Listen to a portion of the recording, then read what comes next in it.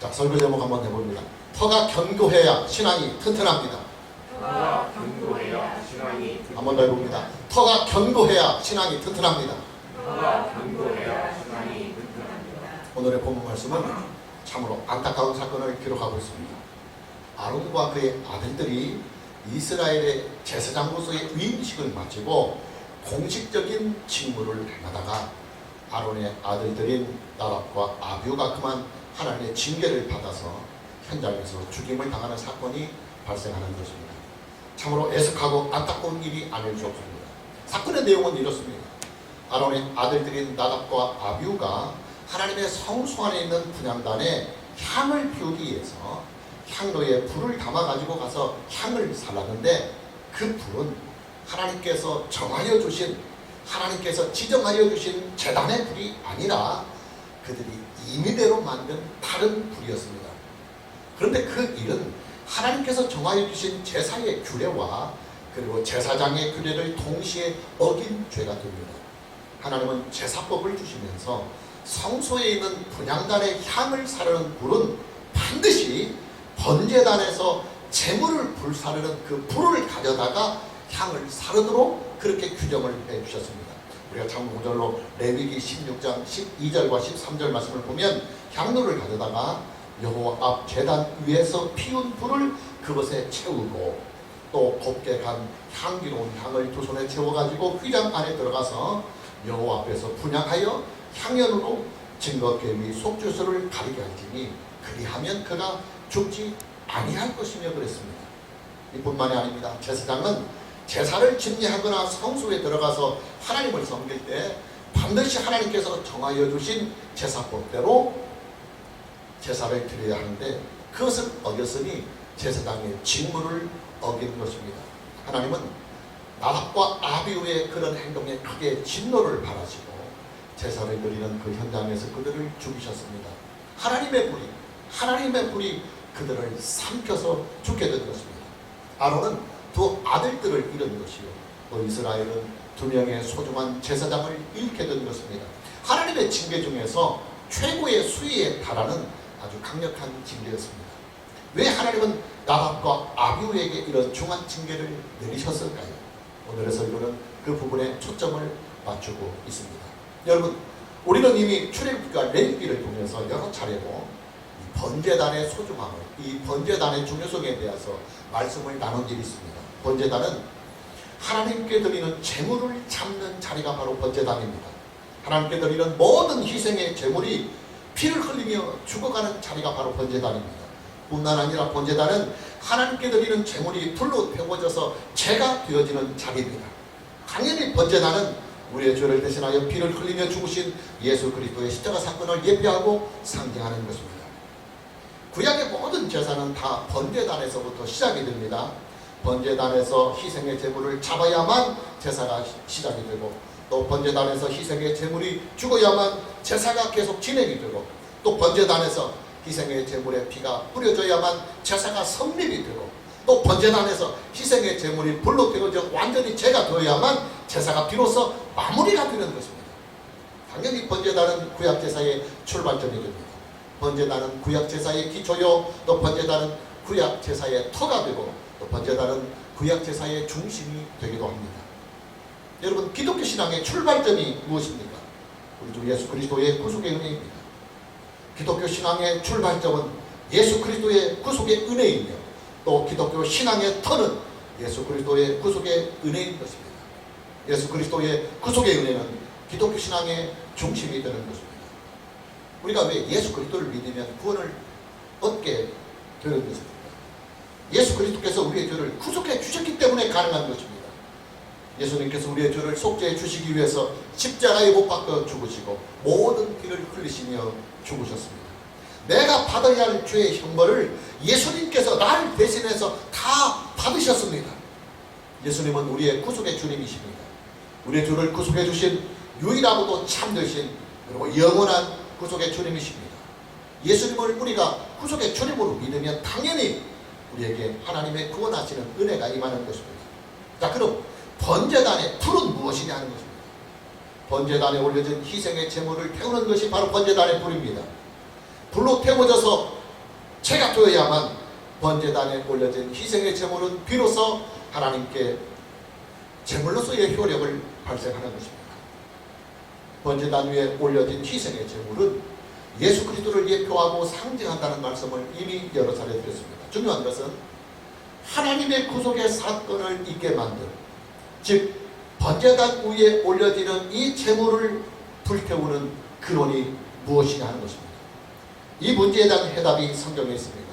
우리가 참고적으로 요한복음 3장 16절 말씀을 보면 하나님이 세상을 이처럼 사랑하사, 하나님이 세상을 이처럼 사랑하사 독생자를 주셨으니 이는 그를 믿는 자마다 멸망하지 않고 영생을 얻게 하려 하심이라 그랬습니다. 하나님의 사랑, 이것이 바로 번제단의 불이며 또 기독교 신앙, 기독교의 구속의 은혜가 있게 하는 근본적인 배경이 되고 동기가 되는 것입니다. 하나님께서 세상을 이처럼 사랑하사 우리에게 독생자를 주셨습니다. 하나님께서 세상을 이처럼 사랑하사 예수 그리스도를 구속의 주님으로 우리에게 주셨습니다. 하나님께서 세상을 이처럼 사랑하사 예수 그리스도를 속죄의 제물로 삼아 우리에게 주셨습니다. 하나님께서 세상을 이처럼 사랑하사 예수 그리스도의 희생으로 우리를 구원해 주셨습니다. 하나님의 사랑이 독생자를 우리에게 보내시는 근원이 되고 또 하나님의 사랑이 독생자를 십자가에 못 박히게 하는 근원이 되는 것입니다. 자, 그렇다면 여러분, 번제단의 불은 무엇을 상징하는 불일까요? 하나님의 사랑, 예수 그리스도의 구속의 사건을 있게 만든 예수 그리스도의 구속의 사건의 근원이 되는 하나님의 사랑의 불을 상징하는 것입니다. 여러분, 구원의 근원은요, 하나님의 사랑입니다. 사실 하나님에게는 우리를 구원하실 책임이나 의무가 전혀 없으신 분이십니다. 그냥 원칙대로 우리를 심판하시면 됩니다. 그럼에도 불구하고 하나님은 하나님 스스로가 자원을 하셔서 우리를 구원할 마음을 스스로 가지십니다. 그리고 그 구원할 마음을 실행에 옮기십니다. 우리를 구원하시려고 하시는 하나님의 마음이 무엇이냐? 그것이 바로 하나님의 사랑입니다. 그러나 여기에 문제가 있어요. 죄인을 구원하는 일에는 하나님의 의를 충족해야만 합니다. 의가 없이 행하는 사랑은 하나님 나라의 질서를 해치기 때문입니다. 여러분 그렇잖아요. 법정에서 사형이 선고된 사형수를 사랑을 베푼다고 해서 무조건 석방을 하거나 무조건 윗죄에 대한 면책을 준다고 해봅시다. 그러면 어떻게 정의가 바로 설 수가 있겠습니까? 그래서 주인에게 면죄를 주거나 주인에게 면벌을 주기 위해서는 그에 합당한 명분이 있어야 합니다. 그 명분이 뭐냐면 누구나가 공감할 수 있는 의의 절차를 통해서 누구나가 공감할 수 있는 의의 절차를 따라서 사랑도 베푸는 것입니다. 그래서 사랑과 의는 공존을 해야만 공정한 은혜가 나타나는 것입니다. 우리를 구원하시려고 하시는 하나님의 구원의 마음은 하나님의 사랑입니다. 그러나 하나님의 그 사랑이 우리에게 합당하게 나타나려면 하나님의 의가 또한 동시에 지켜져야만 합니다. 그 하나님의 의가 무엇이냐? 죄는 반드시 심판을 받아야 하고 죄는 반드시 형벌을 받아야 한다고 하는 공의의 원칙인 것입니다. 만일에 이 법을 지키지 않고 죄인을 구원한다고 한다면 하나님 스스로가 법을 어기는 일이 되는 것입니다. 법을 만들어 주신 하나님께서 스스로 자기가 만드신 법을 어기는 결과를 낳게 되는 것입니다. 하나님은 사랑과 의를 함께 나타내서 죄인을 구원하시는 방법을 찾으셔야만 합니다. 그 방법이 뭐냐? 하나님 스스로가, 하나님 스스로가 의를 위하여 속죄의 제물이 되시는 일입니다. 하나님 스스로가 우리의 죄를 대신해서 번제단에 올라가고 하나님 스스로가 우리의 죄를 대신해서 피를 흘리며 죽으셔야만 합니다. 하나님 스스로가 우리의 구속을 완성하기 위하여 자신의 몸을 불로 태워 죄가 되어야 합니다. 하나님께서 만들어주신 의의 법을 하나님 스스로가 지켜가면서 세상을 구원하셔야만 하는 것입니다. 마침내 하나님은 결단을 내리십니다. 하나님의 독생자를 이 세상에 보내셔서 그 독생자로 하여금 세상의 죄를 속죄하시겠다고 하는 하나님의 결단입니다. 그러나 여기에는 문제가 있어요. 하나님의 독생자는 하나님의 외아들이십니다. 하나님의 외아들을 하나님 스스로가 속죄의 제물로 죽여야만 하는 어려운 결단이 남아 있는 것입니다. 하나님은 독생자에게 의사를 물으십니다. 하나님께서 강권적으로 독재적으로 하실 수 없으니까요. 그것은 불입니다. 그래서 하나님께서는 독생자에게 의사를 물으십니다. 하나님의 독생자는 아버지의 뜻을 따르겠다고는 동의를 하십니다. 하나님은 독생자의 희생에 대하여 최고의 영광을 약속해 주십니다. 독생자에게 부활을 약속해 주시고 또 독생자를 구속의 주님으로 세우셔서 독생자를 믿는 모든 자들을 다 구원하시겠다고 하는 이 구원의 약속을 하나님 아버지는 독생자에게 해주십니다. 하나님은 독생자에게 이런 약속도 해주셨습니다. 독생자를 만왕의 왕이요 만주의 주님으로 세우셔서 세상을 심판하시는 권세도 주시겠다고 말입니다. 자, 하나님의 독생자는 이렇게 해서 이 세상에 오시는 것입니다. 그 독생자가 바로 예수 그리스도입니다. 예수 그리스도는 우리의 죄를 대신해서 십자가를 지셨습니다.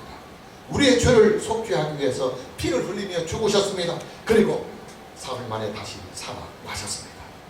부활하신 예수 그리스도는 승천하사 하나님 우편에 앉으시고 만왕의 왕이요 만주의 주님이 되셨습니다. 세상을 구원하시고 세상을 심판하시는 모든 권세를 하나님께로부터 다 위임을 받으셨습니다. 여러분, 하나님의 구속사는요 예수 그리스도의 구속의 사건의 터 위에 존재합니다. 하나님의 구속사는 우리 주 예수 그리스도의 구속의 사건의 터 위에 존재합니다. 하나님께서 세상을 구원하시는 은혜의 터는 예수 그리스도의 구속의 사건입니다. 당연히 기독교 신앙의 터는 예수 그리스도의 구속의 사건, 예수 그리스도의 구속의 은혜가 되는 것입니다. 그리고 예수 그리스도의 구속의 사건을 만든 근본 배경과 근본 원인은 무엇이냐면 하나님의 사랑이십니다.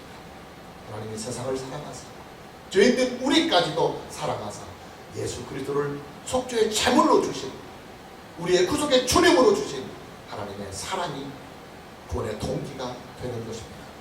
하나님의 그 사랑이 우리 주 예수 그리스도의 그 사랑이 번제단 위에 올려진 제물을 불태우는 제단의 불이 되는 것입니다. 그래서 제단의 불이 그렇게 중요하고 거룩한 것입니다. 하나님은 이 번제단의 불씨를 직접 주셨어요. 직접 주셨습니다. 우리가 이미 지난 주간에 봤지만은 참고구절로 다시 레위기 9장 23절과 24절 말씀을 봅니다. 모세와 아론이 회막에 들어갔다가 나와서 백성에게 축복하며 첫 제사를 드린 것입니다. 공식적으로 여호와의 영광이 온 백성에게 나타나며 불이 여호와 앞에서 이것은 지성소의 속죄소를 말하는 것입니다. 하나님의 임재의 보좌가 있는 지성소의 속죄소를 말합니다. 불이 여호와 앞에서 나와 제단 위에 번제물과 기름을 사른지라 온 백성이 이를 보고 소리 지르며 엎드렸더라 그랬습니다. 우리가 지난주에 만났던 말씀입니다. 아론이 제사장들을 대표해서 하나님께 드디어 공식적인 첫 제사를 드리고 회막에서 모세와 함께 나오자 여호와의 불이 제단 위에 번제물과 기름을 살란도라고 성경은 기록하고 있습니다. 그리고 이 모든 광경을 이스라엘 백성들이 다 지켜보았어요. 그리고 그 엄청난 위엄과 영광과 역사에 소리를 지르며 하나님 앞에 엎드렸노라고 성경은 기록하고 있습니다. 여러분, 아론이 하나님께 드린 첫 제사의 첫 제물을 태운 바로 그 불은요 사람이 만든 불이 아니었어요. 하나님께서 직접 내리시는 여호와의 불이셨습니다. 성경은 분명하고도 명확하게 불이 여호와 앞에서 즉 지성소의 속죄소로부터 나왔다고 말씀하고 있습니다. 당연히 이 불은 사람이 만든 불이 아니라 하나님의 불입니다. 하나님의 임재하심을 나타내 주시는 하나님의 불인 것입니다. 무슨 말이냐? 번제단의 불은 그 기원이 하나님께 있다는 말이에요. 하나님 스스로가 번제단 위에 올려진 희생의 제물을 직접 불로 태우시는 것입니다. 당연히 이 불은 하나님의 사랑을 상징하는 불인 것입니다. 번제단 위에 올려진 모든 희생의 제물은 반드시 이 불로서 하나님의 이 사랑의 불로서 태워져야만 합니다. 즉 예수 그리스도의 구속의 사건은 하나님의 사랑으로 말미암아 만들어진 사건이라는 것입니다. 왜냐? 번제단의 불은 세상을 이처럼 사랑하사 독생자를 주신 하나님의 사랑을 상징하는 불이기 때문입니다. 당연히 번제단의 불이 아닌 다른 불로 분향단의 향을 사르게 둔다고 한다면 그것은 독생자를 우리에게 주신 하나님의 그 사랑과 우리를 사랑하사 자기의 몸을 속죄의 제물로 하나님께 드리신 예수 그리스도의 그 사랑을 잔인하게 짓밟아 버리는 아주 엄청난 죄가 되는 것입니다. 하나님은 제단의 불이 아닌 다른 불을 가지고 분향단의 향을 사르게 되면 죽으리라는 경고를 하셨습니다. 다시 우리가 조금 전에 보았던 잠언 레위기 16장 12절과 13절 말씀을 다시 보면 향로를 가져다가, 그래서 이 향로는 불을 잡는 향로를 말해요. 불은 뜨겁잖아요. 그러니까 손으로 갈 수가 없으니까 향로를 가져다가 불을 담아야 됩니다. 향로를 가져다가 여호와 앞 제단 위에서 피운 불을 하나님께서 직접 제단에 내린 그 불을 그것에 채우고 향로에 채우고 또 곱게 간 향기로운 향을 두 손에 채워가지고 휘장 안에 들어가서 여호와 앞에서 분향하여 향연으로 진돗개 위 속죄소를 가리게 할지 그리하니 그가 죽지 아니할 것이며 그렇습니다. 그렇기 때문에 하나님께서 정하여 주신 이 번제단의 불이 아닌 다른 불을 가지고 분향단의 향을 사르게 되면 반드시 죽으리라고 하는 경고를 하나님은 분명히 하셨습니다. 나답과 아비후가 왜 하나님께 드리는 제사의 그 현장에서 죽임을 당하여 했느냐? 번제단의 불이 아닌 다른 불을 가지고 분향단의 향을 살랐기 때문입니다. 다시 보면 1절과 2절 말씀을 보면 아론의 아들 나답과 아비후가 각기 향로를 가져다가 여호와께서 명령하지 아니하신 다른 불을 담아 여호와 앞에 분향하였더니 불이 여호와 앞에서 나와 하나님의 불이 그들을 삼키니 그들이 여호와 앞에서 죽은지라. 여러분, 사람이 사람에게 짓는 죄 중에서 가장 죄질이 좋지 않은 죄가 무엇인지 아십니까? 부모님의 사랑과 부모님의 은혜를 모독하는 일입니다. 그래서 십계명은 사람과 사람 사이 지켜야 할 공의의 법 중에서 가장 최고의 법을 자식이 부모를 주 안에서 공경하는 것이라고 선포하고 있는 것입니다. 여러분, 우리의 부모님들은요 자식들을 위해서 평생을 분골쇄신을 합니다. 자식들을 위해서 평생을 희생하며 사랑하는 것이 바로 부모님의 사랑이요 부모님의 은혜입니다. 그런 부모님의 사랑과 은혜를 모독하는 자식들은요 인간이기를 포기한 사람들입니다. 인간 망정입니다. 이미 십계명 강의하면서 말씀드렸습니다. 자, 그럼 피조물인 인간이 이제는 창조자이신 하나님께 짓는 죄 중에서 가장 죄질이 좋지 아니하는 죄는 뭐냐? 마찬가지입니다. 하나님의 사랑과 하나님의 은혜를 모독하는 죄. 이것이 바로 피조물인 인간이 창조자이신 하나님께 지을 수 있는 가장 죄질이 좋지 않은 죄입니다. 그래서 십계명의 제1계명이 존재하고 있는 것입니다.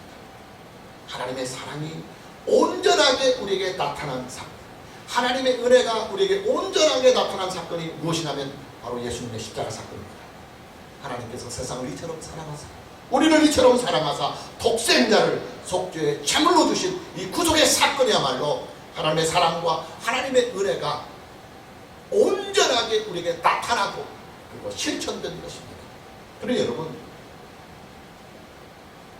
하나님의 이 사랑을 사람이 무시해버리고 또 예수 그리스도의 구속의 은혜를 저버린다고 하는 이 일은요 인간이 하나님께 짓는 죄 중에서 가장 죄질이 좋지 않은 죄입니다. 그래서 예수님을 믿지 아니하는 사람이 하나님께로부터 가장 엄중한 심판을 받는 이유가 거기에 있는 것입니다. 인간이 인간에게 짓는 가장 죄질이 좋지 않은 죄가 자기에게 최고의 사랑과 은혜를 베푼 부모님을 모독하는 것입니다. 인간이 창조주신 하나님, 구속의 주님이신 예수님께 짓는 죄 중에서 가장 죄질이 좋지 않은 것은 하나님께서 아들을 희생하시면까지 우리를 구원하시려고 하시는 그 사랑, 예수님께서 자신의 생명까지 내버려가면서 우리를 구원하시려고 하시는 그 사랑과 그 은혜를 모독하는 일, 그것이 바로 인간이 창조주신 하나님과 구속의 주이신 예수 그리스도에게 질 수 있는 죄 중에서 가장 죄질이 좋지 않은 죄입니다. 그렇기 때문에 예수님을 믿지 아니하는 사람이 하나님께로부터 가장 엄중한 심판을 받을 수밖에 없는 것입니다. 여러분, 저와 여러분의 믿음의 터가 무엇입니까? 예수 그리스도의 구속의 은혜입니다. 저와 여러분이 하나님을 예배할 수 있는 예배의 터가 무엇입니까? 우리 주 예수 그리스도의 구속의 은혜입니다. 또한 저와 여러분이 하나님을 섬길 수 있는 섬김의 터 역시도 우리 주 예수 그리스도의 구속의 은혜입니다. 저와 여러분이 하나님께 기도를 할 수 있는 기도의 터 역시도 우리 주 예수 그리스도의 구속의 은혜인 것입니다.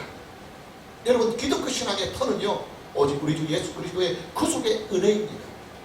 그래서 우리가 하나님을 믿고 하나님을 예배하고 하나님을 섬기는 우리의 모든 신앙은 우리 주 예수 그리스도의 구속의 은혜를 터로 삼고 그 예수 그리스도의 구속의 터 위에서 우리는 하나님을 믿고 또 하나님을 예배하고 하나님께 기도하며 그리고 우리의 믿음을 건축해 나가야 하는 것입니다. 이게 안 되면 그의 신앙은 총체적으로 부실한 신앙이 되고 맙니다. 예수님은 이런 부실한 신앙을 모래 위에 집을 짓는 어리석은 일이라고 가르쳐 주셨습니다. 여러분, 그렇잖아요. 터가 튼튼해야 집이 견고하게 세워지는 것이지 터가 부실하면요, 그 집은 금방 무너지고 맙니다. 기독교 신앙은 오직 우리 주 예수 그리스도의 구속의 은혜의 터 위에 세워지는 신앙입니다. 우리는 이런 신앙을 구속의 신앙 그렇게 표현을 합니다. 그래서 기독교 신앙은 구속의 신앙입니다. 이 구속의 신앙이 구약 제사의 중심이 되는 것이고 이 구속의 신앙의 예표와 상징이 바로 번제단의 불에 담겨 있는 것입니다. 그러니 여러분, 나답과 아비후가요, 번제단의 불을 사용하지 않고 그들 임의대로 엉뚱한 불을 가져다가 분향단의 향을 피웠다고 하는 이 사실은요, 기독교 신앙의 터가 되는 구속의 신앙을 모독하는 일입니다. 나답과 아비후가 누구입니까? 아론의 아들들입니다. 하나님께서 세우신 이스라엘의 제사장들입니다. 그 당시에 제사장들의 숫자가 총 몇 명이었느냐? 아론을 포함해서 그의 아들 4명, 총 5명이었습니다. 이스라엘 전체 인구를 약 한 200만 명이라고 우리가 추산을 해봤을 때 그 200만 명 중에서 그들을 대표해서 하나님을 제사할 수 있는, 하나님께 제사를 드릴 수 있는 사람은 5명밖에 되지 않았어요. 그러니 이들 5명이 얼마나 중요하겠습니까?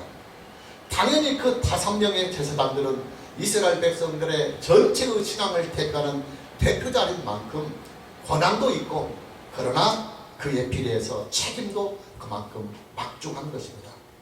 근데 그 5명 중에서 2명이 하나님의 징계를 받고 제사를 드리는 그 현장에서 죽임을 당하고 말았습니다. 그러니 여러분, 이 사건이 주는 충격이 얼마나 크겠습니까? 여러분, 저와 여러분의 생명은요, 반드시 예수 그리스도의 구속의 은혜 위에 세워져야 합니다. 그래야 이 생명이 영생을 할 수 있습니다. 또한 저와 여러분의 인생도 반드시 예수 그리스도의 구속의 은혜의 터 위에 세워져야 합니다. 그래야만 저와 여러분의 인생이 견고하고 튼튼하고 안전할 수가 있는 것입니다. 또한 저와 여러분의 믿음은 반드시 예수 그리스도의 구속의 은혜의 터 위에 건축이 되어야 합니다. 오늘 저와 여러분 모두에게 오직 우리 주 예수 그리스도의 구속의 은혜의 터 위에 우리의 생명을 세우고 우리의 인생을 세우고 우리의 신앙을 건축해가는 은혜가 있기를 주님의 이름으로 축복합니다.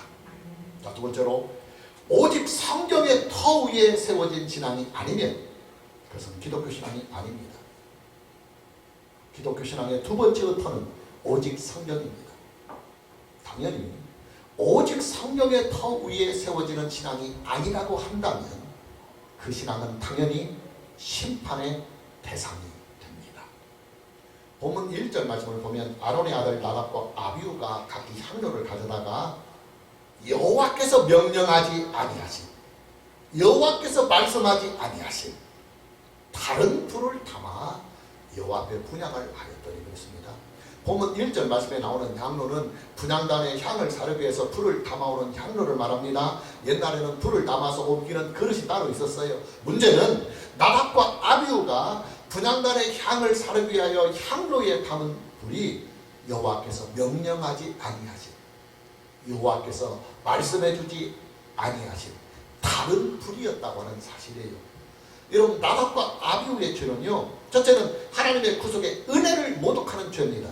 그리고 둘째는 하나님께서 제사장들에게 주신 제사법을 어기는 죄입니다. 그리고 동시에 그들은 제사장으로서의 책무를 저버리는 죄입니다. 하나님의 구속의 은혜를 모독하는 일은 죄질이 가장 좋지 아니하는 죄요, 또 하나님께서 주신 제사법을 어기는 죄는 제사를 통해서 예표가 되는 예수 그리스도의 구속의 진리를 훼손하는 범죄가 됩니다. 그리고 제사장으로서의 책무에 반하는 행동을 한 이 죄는 하나님의 제사장으로서 더 이상 존재의 가치가 없다, 그 말이에요. 하나님은 나답과 아비후를 제사장으로 세우신 분이십니다. 당연히 탄핵도, 이 제사장에 대한 탄핵도 하나님의 권한이십니다. 징계도 하나님의 권한이십니다. 본문 말씀을 보면 나답과 아비후가 불로서 죽임을 당한 것으로 기록이 되어 있습니다. 본문 2절 말씀을 보면 불이 여호와 앞에서 나와 그들을 삼키네 그들이 여호와 앞에서 죽은지라고 했습니다. 불이 여호와 앞에서 나와 그들을 삼켰다고 그랬습니다. 그들을 삼킨 불은 아론이 첫 제사를 드리고 회막문을 나섰을 때 제단에 있는 제물과 기름을 태운 바로 하나님의 그 불이었습니다. 지성소의 속죄에서 나오는 여호와 하나님의 불이었습니다. 여러분, 하나님의 불은요, 우리가 알고 있는 보통의 불과는 본질적으로 다른 불입니다. 이 불은 물질을 태우지 아니하는 불입니다. 하나님의 임재하심을 나타내는 거룩한 불이십니다. 하나님은 이 불을 가지고 모세를 부르셨습니다. 모세는 호렙산에서 양을 치다가 여호와의 이 불이 가시떨기에 붙어 있는데 가만히 보니까 불은 충만한데 나무는 타지 않고 불만 충만한 거예요. 우리가 상식적으로 보면 불이 붙어서 활활 타면 그 속에 있는 물질이 함께 타야 합니다. 근데 나무는 그대로 있는 상태에서 불만 활활 타는 거예요. 그래서 이상하다 하고 다가갔다가 그 불 속에서 여호와의 음성을 듣고 하나님의 소명을 받게 된 것입니다. 하나님은 나답과 아비후를 징계하실 때도 바로 이 하나님의 불로서 징계를 하셨습니다. 여러분, 하나님의 징계는요, 하나님의 사랑과 하나님의 의를 나타내는 양면성이 동시에 있습니다. 왜냐? 하나님은 나답과 아비후를 하나님의 불로 징계를 하심으로 그들의 육신이 전혀 상하지 아니하도록 보존을 해주셨습니다. 그들이 입었던 제사장의 거룩한 예복조차도 단 한 점도 불에 그을리지 않고 손상되지 않도록 그들의 죽음에 대하여 하나님은 최대한으로 예의를 갖추셨습니다. 예의를 지켜주셨습니다. 보면 4절과 5절 말씀을 봅니다. 모세가 아론의 삼촌 우시엘의 아들 미사엘과 엘사바를 불러 그들에게 이르되 나와 너희 형제들한테 죽은 나답과 아비후를 말합니다. 너희 형제들을 성소 앞에서, 근데 성소에서 죽었으니까 성소 앞에서 진영 밖으로 메고 나가라 하매, 자, 그들이 나와 모세가 말한 대로 그들은 지금 죽은 나답과 아비후를 말합니다. 그들을 옷 입은 채 진영 밖으로 메고 오니 그랬습니다. 본문 4절과 5절 말씀을 보면 성소 안에서 죽임을 당한 나답과 아비후의 시신을 미사엘과 엘사만이 메고 나오는데 나답과 아비후는 제사장의 예복을 입은 그 상태로 죽어 있었노라고 성경은 기록을 하고 있습니다. 여러분, 우리가 상식적으로 사람이 불타서 죽으면 입었던 옷이 불태워져야 합니다. 그리고 시신에도 손상이 있어야 합니다. 그러나 하나님께서 나답과 아비후에게 징계를 내리면서 여호와의 거룩한 불로 징계를 하셨기 때문에 나답과 아비후의 목숨만 끊고 그들의 몸과 심지어 그들이 입었던 거룩한 제사장의 예복까지도 전혀 손상을 입지 아니하신 채로 그들의 목숨만 가져가셨다는 것입니다. 무슨 말이냐? 하나님은 그들을 징계를 하시되 사랑을 잃지 않으셨다. 사랑을 베푸셨다는 것입니다. 징계는 하나님의 의를 이루는 일이요, 그들의 시신과 그들의 옷이 그대로 보존이 되게 하신 이 일은 하나님의 사랑이었다, 이 말입니다. 여러분, 나답과 아비후의 죽음은요, 하나님의 구속의 진리를 지키기 위한 하나님의 결단이셨습니다. 그 구속의 진리가 뭐냐면, 하나님을 믿는 신앙은 전적으로 하나님의 말씀의 터 위에서만, 하나님의 말씀의 터 위에서만 존재해야 한다. 여호와 하나님을 믿는 사람들의 모든 신앙은 그들 자신들이 만들어가는 신앙이 아니라 하나님께서 그들에게 말씀으로 주신 말씀대로 믿는 신앙이 되어야 한다 하는 이 사실에 있는 것입니다. 하나님의 말씀을 성경은 하나님의 계시라고도 하고, 또 하나님의 언약이라고도 하고, 하나님의 법이라고도 하고, 혹은 진리라고도 합니다. 보는 각도에 따라서 다르게 표현을 하고 있지만 그러나 내용은 동일합니다. 그 내용이 뭐냐면, 하나님의 구속사는 오직 하나님의 말씀대로만 이루어진다고 하는 법칙입니다. 그러기 하나님의 말씀을 하나님의 구원의 계시라, 그렇게 성경은 표현하기도 하고, 또 하나님의 구원의 법 혹은 하나님의 구원의 언약이라도 말씀하고, 또한 하나님의 구원의 진리다, 그렇게 성경은 말씀하고 있는 것입니다. 여러분, 하나님의 구원의 진리는요, 오직 성경입니다. 기독교 신앙은 오직 성경의 터 위에 존재하는 것입니다. 당연히 오직 성경의 터 위에 세워진 믿음이 아니면 그것은 기독교 신앙이 아니에요. 왜냐하면 하나님께서 이렇게 믿어라, 이렇게 믿어야 기독교 신앙이다, 이렇게 믿어야 내가 인정하는 신앙이다 하고 우리에게 믿는 법을 주셨어요. 근데 그 믿는 법을 어기고 자기 나름대로 임의의 법을 만들어서 하나님을 믿는다고 한다면 그것이 바로 우상 숭배인 것입니다. 오직 성경의 터 위에서 드려지는 예배가 아니라고 한다면 그것은 기독교 예배가 아니에요. 우리가 미신을 믿는 사람들이 우상 종교에서 그들 나름대로의 정성과 그들 나름대로 오랜 전통을 가지고 제사를 드리는 그 신앙 가지고 우리가 여호와 하나님을 그렇게 예배해서는 안 됩니다. 예수님은 우리의 예배는 오직 영과 진리로 하나님을 예배하라고 말씀하셨습니다.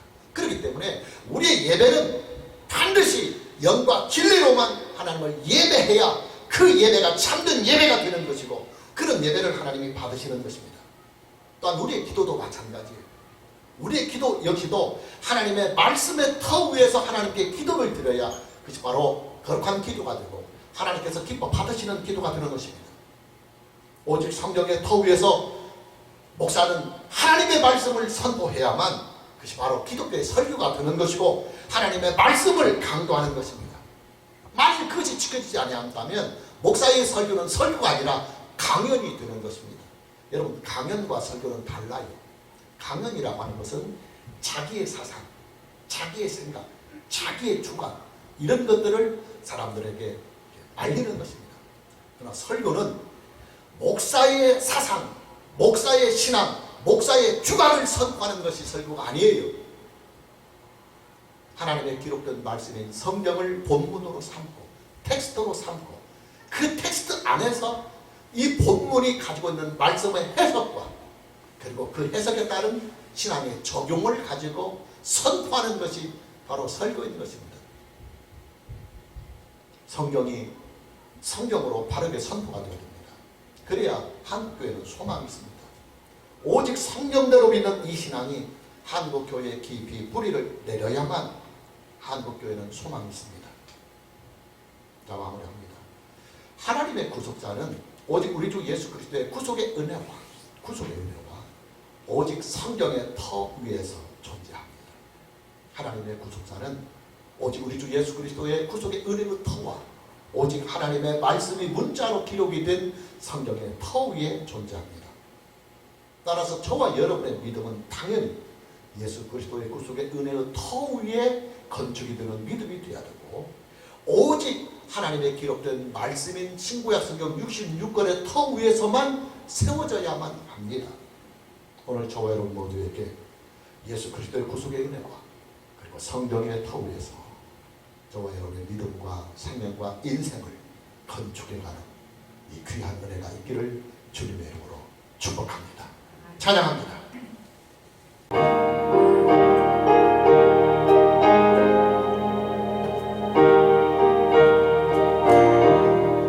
주의 말씀 듣고서 준행하는 자니